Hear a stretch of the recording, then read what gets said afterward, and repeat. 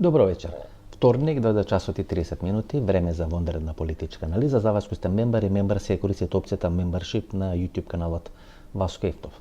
Во неделата, 57 минути, редовна емисија, редовна политичка анализа. Денес вонредна политичка анализа, таа беше некаде околу 57 минути, ова ако биде околу 30 минути, ќе рече дека во 2 дена 3 вонредни политички анализи. Денес е 13 мај, вчера една година од стапување на должноста, значи на 12 мај 2024 година, една година од стапување на должноста на Гордана Силјановска. 20% од нејзиниот мандат, ако го исполни или ако го реализира целосно, се веќе потрошени. На 8 мај минатата година Христијан Мицковски победи на парламентарните избори. Ако има редовен мандат од 4 години, тоа значи дека владата на Христијан Мицковски веќе потроши 25% од нејзиниот мандат. Тоа се страшни временски одсечки, знаете. Во 12 месеци и како председател на државата, и како премиер, вие треба да направите сериозни работи, во првите 100 дена да ја снимите ситуацијата, во наредните 6 месеци или 4 месеци плюс тие 100 дена да понудите одредени законски решенија и да можете да ги траектирате или да ги проектирате, да ги трасирате патиштата како да владее една влада, еден председател на државата во Република Македонија. Ние тоа не го гледаме првите 12 месеци. Имаме една таква чудна ситуација, каде што, тоа што ви го обяснив во неделата, ВМРО ДПМН има сила, има бројка, нема идеологија, СДСМ нема ни идеологија, нема ни сила. Имаме една изместена ситуација, каде што главната опозиција во државата е Дуи и Али Ахмети, тоа е суштината нели на ова вечерашна вонредна политичка анализа. И кога ви имате таква една ситуација, кога главната опозиција е Дуи, а ВМРО ДПМН на власт, маргинализирана е СДСМ, некоја реприза на ланските избори во Република Македонија, или тоа што веќе 2 или 3 изборни циклуси го прави ВМРО ДПМН, нема пинг-понг со СДСМ, туку има со Али Ахмети или со Дуи, тогаш на политичката, во наводница на политичката битка, му давате некаков етнички контекст, еден етнички презнак. И вчера е фалименто на тие односи, фамилиарни, свадбини, како ќе ги наречеме брачни односи помеѓу владата на Република Македонија и Арбен Таравари како дел на едно парче од коалицијата Влен или коалицијата Вреди. Почнува ронењето на владата и гледа Арбен Таравари секогаш е тој прв, тој Николец, тој замаец кој почнува да ги троши, да ги руши одредени процеси 2017 година, исто така беше владата на Зоран Заев 2018 година.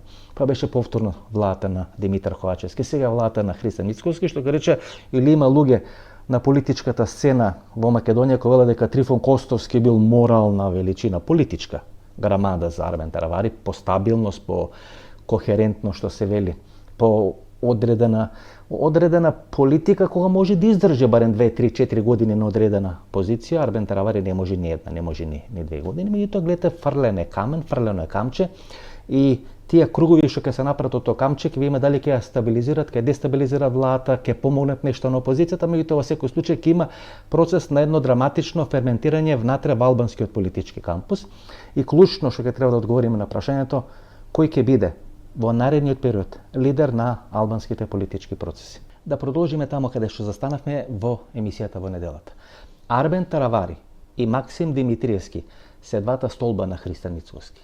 Со помош на Арбен Таравари и Максим Димитриевски, Христијан Мицковски реализираше една драматична, стара, да не речам 34-35 години концепција на ВМРО ДПМН, која почнува мандат на Љупчо Георгиевски, делумно продолжува мандат на Никола Груевски и сега во мандат на Христијан Мицковски.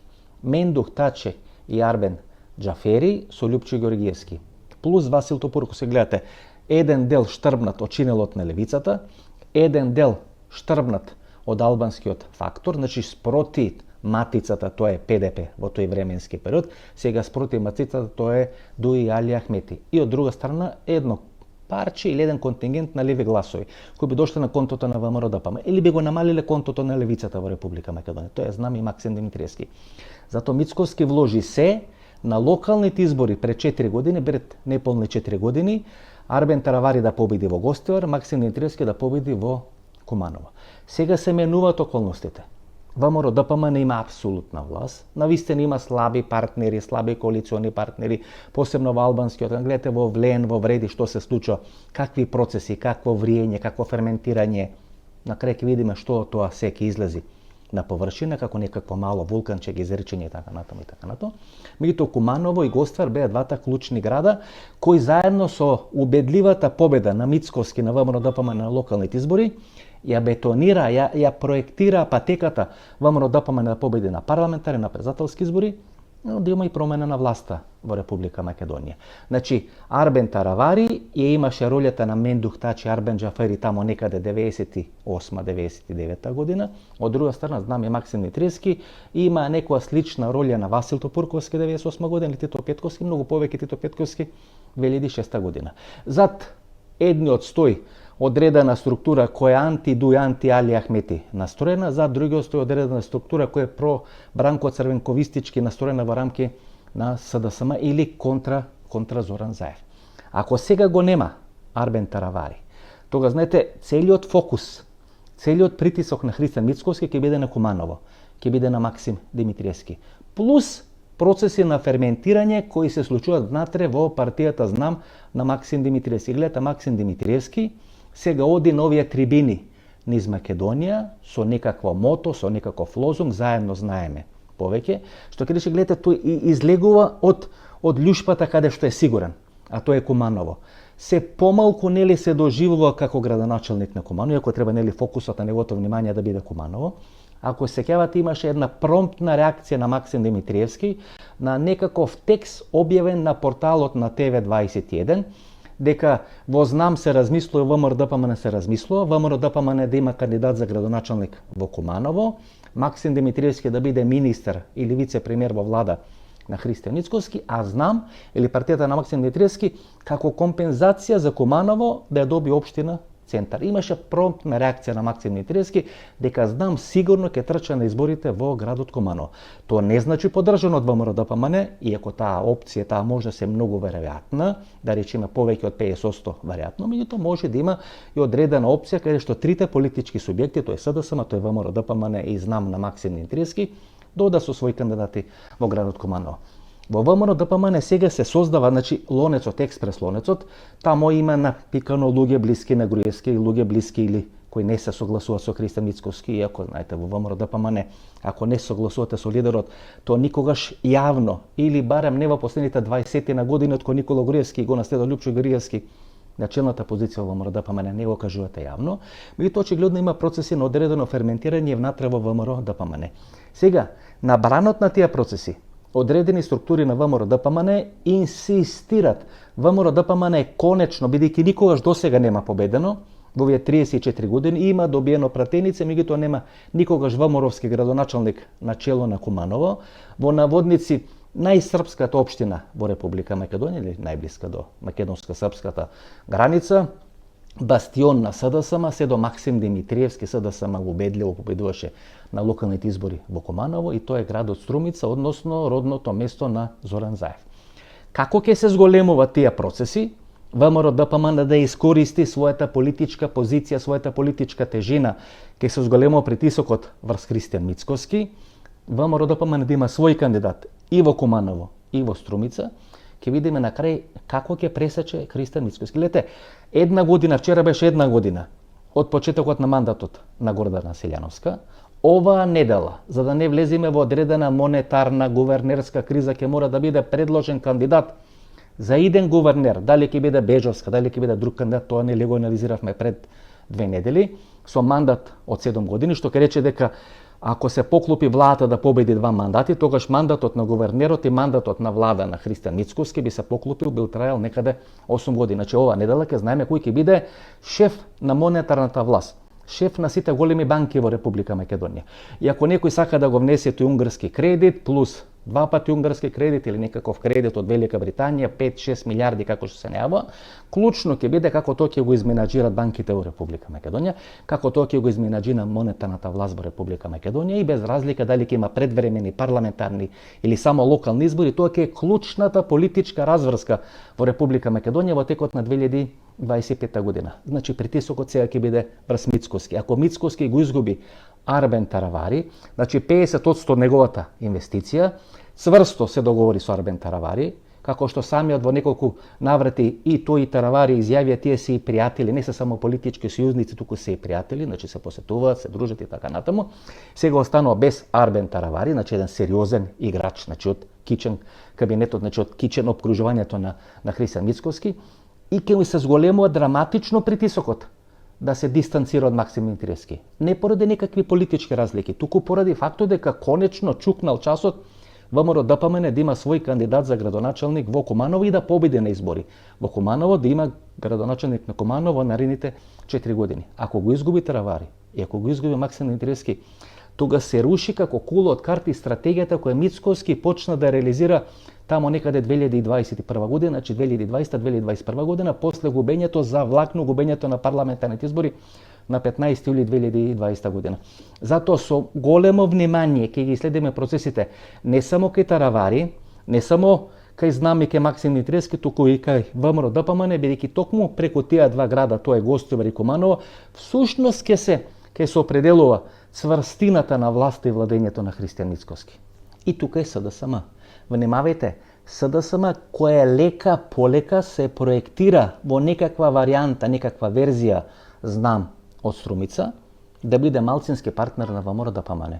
Едно место е ослободено, тоа е Министерството за здравство на Арбен Таравари. Нели, ако сакаме да правиме некакви политички алузии, некакви политички шеги и така натаму, ќе речеме, токму е ослободено местото за докторот кој е начело на СДСМ. Уште 2 или 3 места, јавна администрација, животна средина или нешто слично тука, места кај што многу не се работи, може некаква пара, некаков тендер да се заврти, и еве услови СДСМ на Венко Филипче на мала врата да влезе во владата на Република Македонија.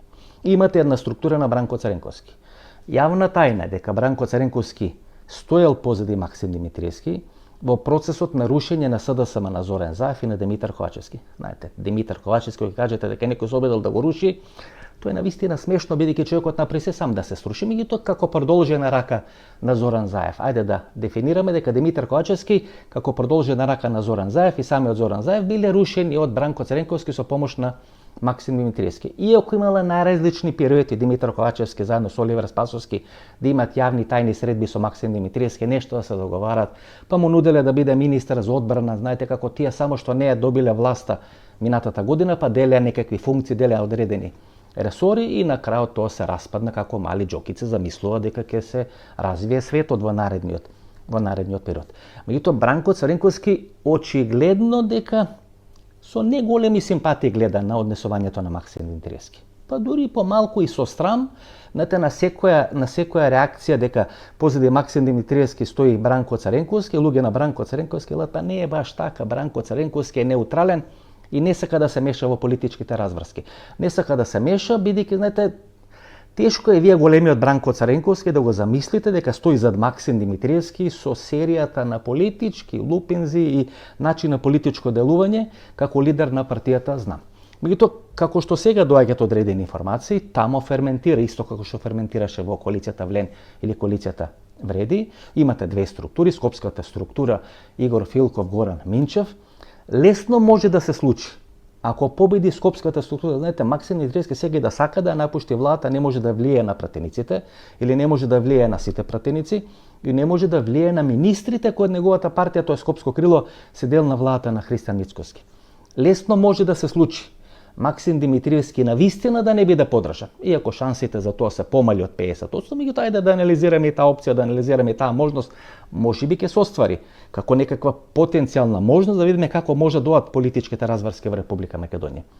Ако не биде подржан Максим Димитриевски, а тоа ќе зависи не од одлуката на Христијан Мицкоски, туку од притисокот на одредени гуревистички и секакви други структури кои ќе го извршат врз Христијан Мицкоски, бидејќи колку е понестабилен Мицкоски, толку е поголема нивното влијание врз одлуката или одлучувањето на Христијан Мицкоски.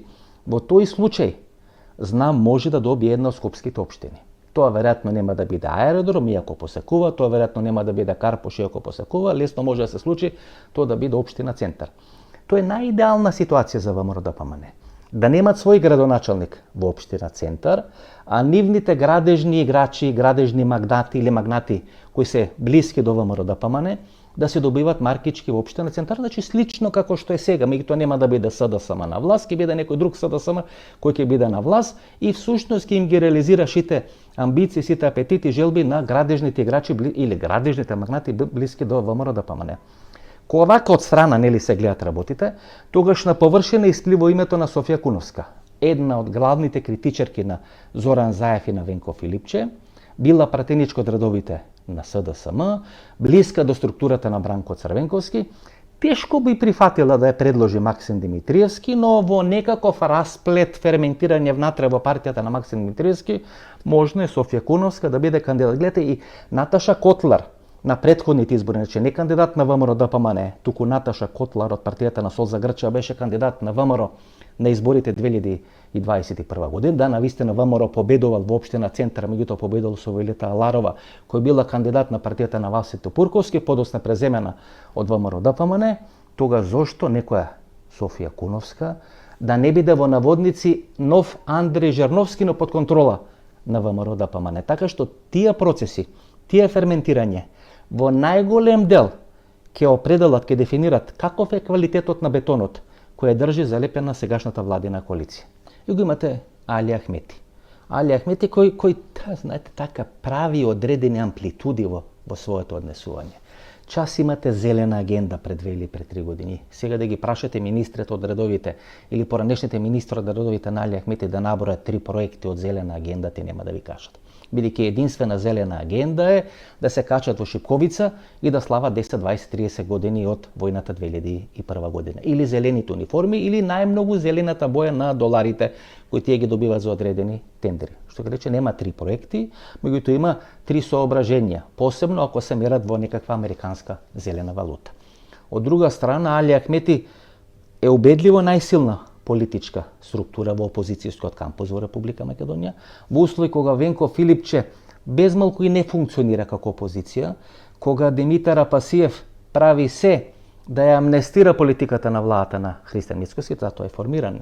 Тој да собира одредени поени, меѓутоа да собира некакви неутрални гласови. Разочарани помалку во СДСМ, делумно разочарани во ВМРО-ДПМН. Па кога ќе дојдат избори, ови од ВМРО-ДПМН ќе ги притиснат или ќе притиснат Димитар Апасиев, па ќе си ги вратат назад гласовите.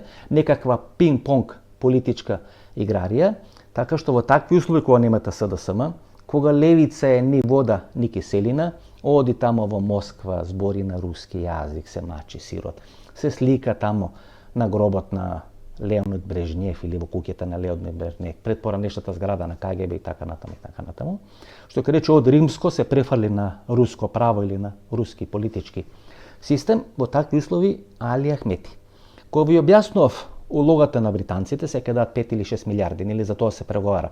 Александар Николовски беше на една средба и тоа беше поприлично успешна средба, имаше средба со барем двајца министри од владата на Велика Британија, наводно се договорени 5 или 6 милиарди евра одреден британски кредит за брза пруга, по одредена применета индустрија во Источна Македонија. Таа пруга треба да поминува некаде над Скопскиот аеродром во правец на Свети Николе со некакви краци кон Пробиштип, кон Кочени, кон Кратово, за да може да има брз излез на пруга која ќе би се изградила кон Бугарија.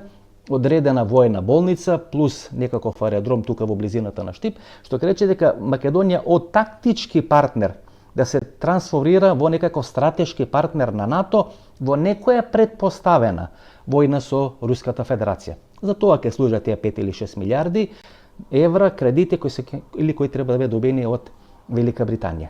Значи, Никола Груевски секогаш важел за човек на Велика Британија, Али Ахмети секогаш важел за човек на Велика Британија. Велика Британија ќе даде некои 5 или 6 милиарди евра кредит, што ќе рече дека тоа влијание кое германците, посебно австријанците, го има во еден временски период преку ВМРО-ДПМН, па го изгубија во мандат на Никола Груевски, па се префрлија на страна на Бојко Борисов и на Бугарија. Полека го вратија во мандат на Христијан Мицкоски, сега полека британците повторно се враќаат на голема врата. Ги нема американците, послаби се германците, тамо се менува одредена конјунктура и останува Велика Британија. Ќе видиме како Велика Британија и британците МИ-6 ќе ги изменаџираат сите процеси тука натре во Република Македонија. Меѓутоа, сума сумарум, нели да заокружуваме овој дел на политичката анализа, го имате Али Ахмети како главен опозиционер во Република Македонија. Кога Дуј и Али Ахмети се главни опозиционери, тогаш политичката битка добива етнички, односно владина опозицијска конфронтација добива етнички контекст. Во такви услови може лесно да се случи Али Ахмети да ја подели својата роља на два дела.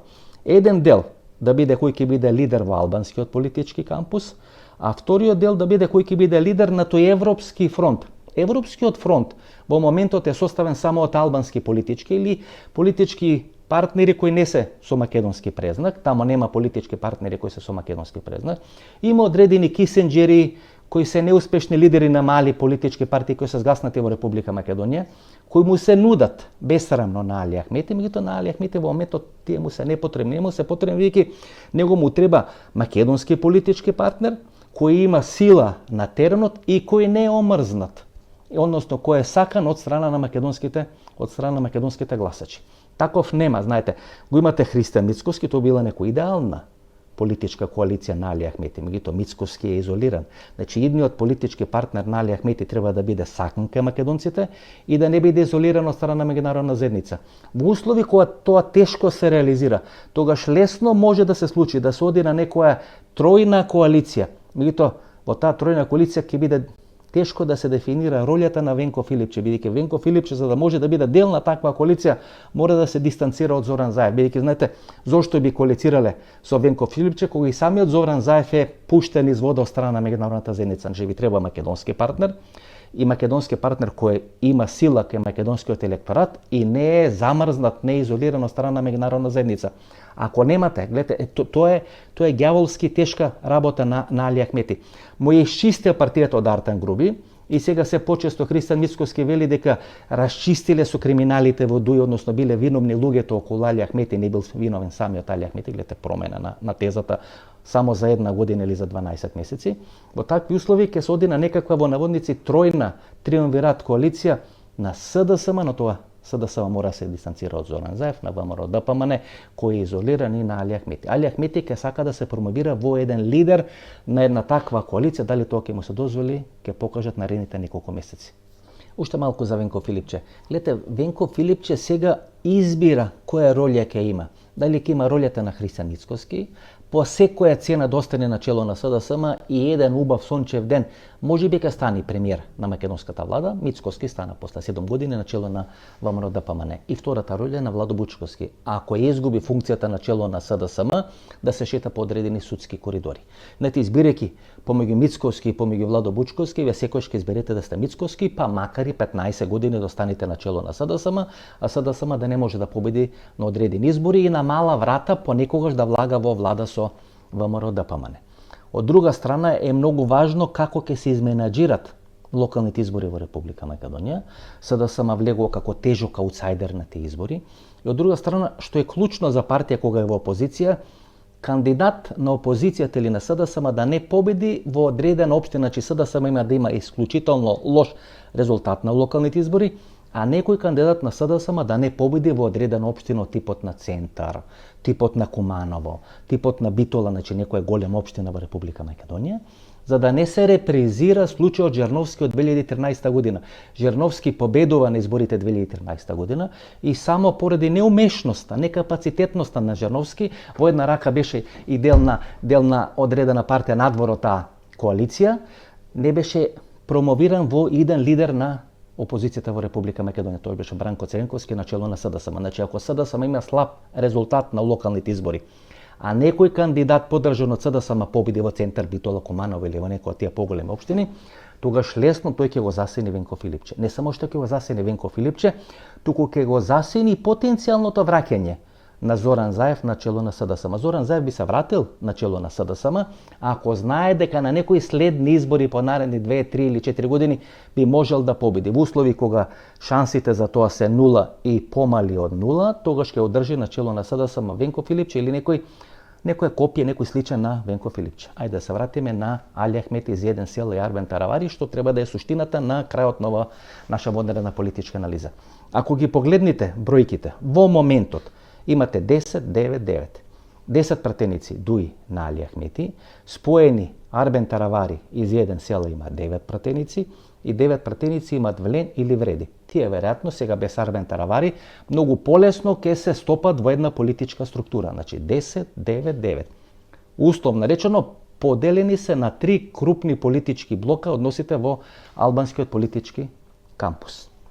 Во такви услови, ако албанските гласачи се незадоволни од влен или вреди, се незадоволни од брзината со која Али Ахмети и Дуи расчистуваат со криминалите во нивните редови, во услови кога едните и другите не ги имат исполнето нивните очекувања, лесно може да се случи Таравари из еден сел еко се скарани, да се спојат елијанса на албанците да биде клучен политички фактор на албанската политичка сцена, па дури да се прошетат на следните локални избори.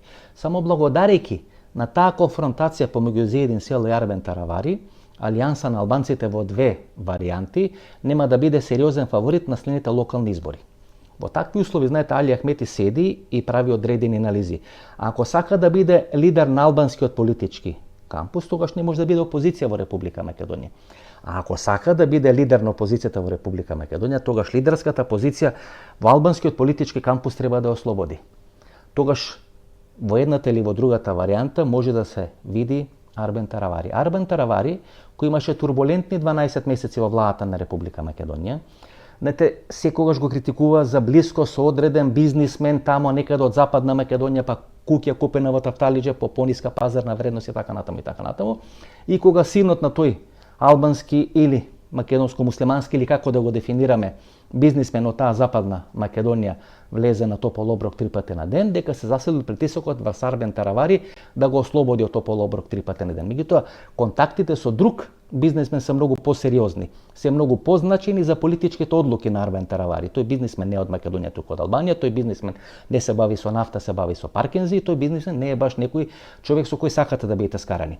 Бидејќи не е човек со кој сакате да бидете скарани, ако дал некакви одредени бенефици, карамфили, како се вели во политичките кулуари, за одредени тендери, за одредени паркинзи или некои слични операции, и ако вие тоа не можете да го исполните, сакате да ми вратите парите назад, па тој не сака пари. Тој се сака паркинзи, да се го добие тоа што го има платено. Тогаш ви одите во Тирана, па барате средба со Еди Рама, и на таа средба Еди Рама вели не можем јас тука ништо да направам, ќе мора дојдете во Мала Речица да разговарате со Али Ахмети. После такви разговори со Али Ахмети, дали тет-а-тет, дали телефонски, се случуваат процесите внатре во владата на Република Македонија. Тоа Арбен Таравари, кој секогаш се користи како џокер во покри, гледате, сакате да рушите владата на Ковачевски, Арбен Таравари, сакате да рушите или да влезете во влада на Христијан Мицковски, повторно Арбен Таравари.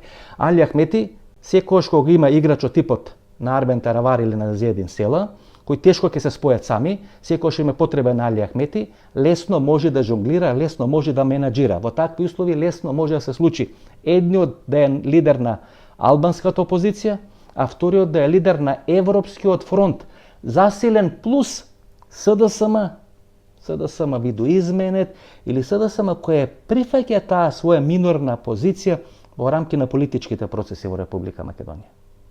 Овие подкасти, кои се главни критичари на Христијан Мицковски, посебно после настаните во Кочени, кај што се приведени 60 лица, од кои се 10 албанци, меѓутоа во македонската јавност се пласира само информацијата дека се 10 приведени албанци, а не се говори за 50 приведени македонци, и тогаш на сите процеси во Кочени му се дава повторно етнички контекст. Знаете, кога вие на сите процеси политички давате етнички контекст, тогаш е само прашање на кибрид, на запалка на бензин, како тој етнички контекст може да се запали во една ваква Република Македонија, која не може да дефинира ни пат, ни правец, ни цел, ни стратегија, ништо. Крис Павловски дојде и не дефинираше таа стратегија, со така на тој начин ќе завршиме ова наша вечерашна вонредна политичка анализа. Во такви услови, Али Ахмети кога ви се промовира, посебно последните 2 или 3 месеци, во лидер на македонската опозиција, тогаш тој ги обединува овие подкасти. Дали се тоа подкасти блиски на Боки Тредичи, дали се подкасти кои биле сликани како пијат кафе со Зоран Заев. Сите тие полека ги привлекува Али Ахмети, малку во наводници со пенези, со пари, малку со информации. Гледате, информации кои ќе ги слушнете во тек на денот од структури блиски на Дуи, вечерта ќе ги видите на тие подкасти. Во такви услови СДСМ и нема таков аналитички апарат потенцијал во рацете за да може на дневна основа да ги храни овие подкасти, овие портали кои се наклонет или кои се настроени анти ВМРО-ДПМНЕ, може би му подобро треба да се дефинира антихристијан Мицкоски, тоа го прави Дуи, бидејќи Дуи, за разлика од СДСМ, се уште преку своите играчи на пониските ешелони во власта има пристап до клучни информации, врз база на тие клучни информации може да креира одредени антивладини политики во Република Македонија. Многумина ме прашуваат дали имам нешто против тие подкасти, дали имам нешто против тие портали. Не, немам. Тие не се мои противници, тие се моја инвестиција. Замислите тие да не постојат. Тогаш јас ќе треба да бидам некоја прва борбена линија со силата нели на бројките, на авторитетот, на влијањето на македонската и медиумска политичка сцена. Треба да бидам прва линија, никогаш не сум сакал да бидам тоа. Секогаш многу сум сакал тоа да биде Бранко Геровски, да бидат некои структури Сашо Ордановски, да бидат овие подкасти, да бидат не знам Драган Павлович, Злата Звоника временски периоди, Мирка Велиновска. Мене секогаш најмногу ми одговарало да бидам во центар, подеднакво оддалечен од едните, подеднакво оддалечен од другите, да можам да ги напаѓам едните и другите, да не зависам ни од едните ни од другите, да зависам токму од гледачите кои гледат емисијата во центар. Значи Али Ахметови се промовира како лидер на македонската опозиција и тој ќе ги менаџира сите процеси. Дали тие процеси ќе завршат со локалните избори? Дали тие процеси ќе завршат со предвремени парламентарни избори? Знаете, на Али Ахметови му треба приказна зошто би влегол во влада со изолиран Христијан Мицкоски. Знаете, тешко е да влезете во влада со изолиран Христијан Мицкоски. Иако во таква влада вие ќе ги остварите сите стратешки желби на Дуи, на Али Ахмети и на албанскиот политички кампус, бидејќи ВМРО-ДПМНЕ секош многу полесно ги реализира тие амбиции. Групчин подмолја поделбата, од оваа страна влада е ВМРО-ДПМНЕ, на таа страна влада е албанскиот политички фактор, дали е тоа Мендух Тачи на ДП или Али Ахмети на Али Ахмети неговата партија Дуи. Меѓутоа, по втор пат Али Ахмети да влегува во влада која ќе биде меѓународно изолирана, знаете, на крај кога вие два пати ќе влезете во таква влада која е меѓународно изолирана, тогаш вие не сте Дуи или Демократска унија за интеграција, туку сте Демократска унија за изолација. Тогаш и самиот Али Ахмети нема да исполни задачата во наводници која странците му ја стават на располагање. Во такви услови вие сте лидер на опозиција, но не смете да коалицирате со изолиран политички фактор. И тоа е ѓаволска тешка задача. Да имате мок, да имате пари, да имате капитал, да имате влијание и да немате каде да го инвестирате, да немате каде да го платите. Таква е ролјата сега на Али Ахмети. Тој е мокен, има 6 милиони крвни зрнца, меѓутоа еден голем дел на тие 6 милиони крвни зрнца се, знаете, тоа сте слабокрвен бидејќи не ви врзуваат хемоглобин. Умештоста на Али Ахмети ќе биде како да избоксира Мицковски да прифати негови барање, да има предвремени избори, да има приказна да влези во таа власт, а во исто време да влие врз Мицковски да не биде меѓународно изолиран, бидејќи која би била разликата помеѓу Влен, Вреди, Таравари и Али Ахмети. И тие се дел на власта, и тие добиват одредени бенефити, но се дел на власта која во наводници не ги реализира албанските интереси во Република Македонија и не ја придвижува Македонија да ги почне преговорите со Европска унија. Така што во тој триаголник на мок, на влијание и на изолација ќе се случат политичките процеси во Република Македонија. Но до тогаш Али Ахмети ќе ви инвестира пари во подкасти, во портали, во медиумска мрежа и таа медиумска мрежа ќе ја храни на дневна основа со пари, со информации, со се, за да може да создава антивладина, антихристијан Мицкоски хистерија. Во оној момент кога тој ќе се договори со Христијан Мицкоски, тогаш нема да има ни пари, нема да има информации, овие ќе останете ако бидат како печурки кои се стават во некаков бункер и таму растат се ѓубрат секојдневно, тогаш ќе бидат извадени на сонце и ќе биде крај на тие печурки. Во неделата ви реков, кога СДСМ и ВМРО, а и Дуи ќе бидат искористени, нема да можат да креират одредена субстанца и тогаш ќе се побара некој надвор да дојде да спаси Македонија, нешто слично на бугарското сценарио. Имате Жан Виденов, имате Иван Костов, неуспешни Жан Виденов и Иван Костов, мултигрупките се најсилни, влегуваат во конфликт со владата на Иван Костов, се трошат едните и вторите и на крај го носат царот Симеон Саксобурготски. Во македонски услови ја се крените, погледните надвор од Република Македонија, имате Радмила Шекеринска, го имате Крис Павловски, го имате Никола Груевски. И јас не знам дека Крис Павловски ќе дојде во Република Македонија. Вчера или завчера имаше интервју на Сител телевизија и кажува три работи. Значи, во услови која владата нема стратегија, нема правец, не знае каде да се движи или знае каде да се движи, ама се плаши да соопшти на македонската јавност.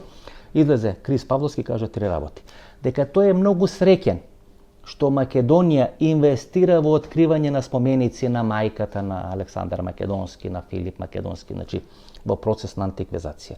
Ако Скопје 2014 е врвот на процесот на антиквизација во Република Македонија, а Христијан Мицкоски најжестоко се спротистави, барем во своите јавни истапи, дека бил непотребен тој проект Скопје 2014, дека тој поинеко би ги потрошил тие пари. Сега го имате Крис Павловски кој се враќа на одредени стојалишта на Никола Груевски. Тезата број 2 дека Македонија треба да биде како Сан Салвадор. Да го има биткоинот како национална платежна валута, тамо е доларот плюс е биткоинот, нешто се плаќа во долари, нешто се плаќа во биткоини, карма каша е направена. Плюс тоа во Сан Салвадор се развива одредена власт со сериозни авторитарни габарити и примеси. Нешто слично сме на пат да се случи и во Република Македонија, и тоа го кажува нели Крис Павловски во интервјуто со телевизија. И третата теза, која е клучна, ние да бидеме Швајцарија. Швајцарија на Балканите. Гледате, се враќаме 100 и кусур години назад во времето на Ванчо Михајлов. Зошто Швајцарија? Бидејќи Македонија не требала да мисли за целиот свет, туку требала да мисли самата за себе. Да биде прокламирана или да биде дефинирана како политички неутрална, што ке речи политички неутрална во однос на Европска унија, политички неутрална во однос на НАТО алијансата. Дали ќе излеземе од НАТО алијансата, никој ништо не ни кажа, меѓутоа не треба да влеземе во Европската унија.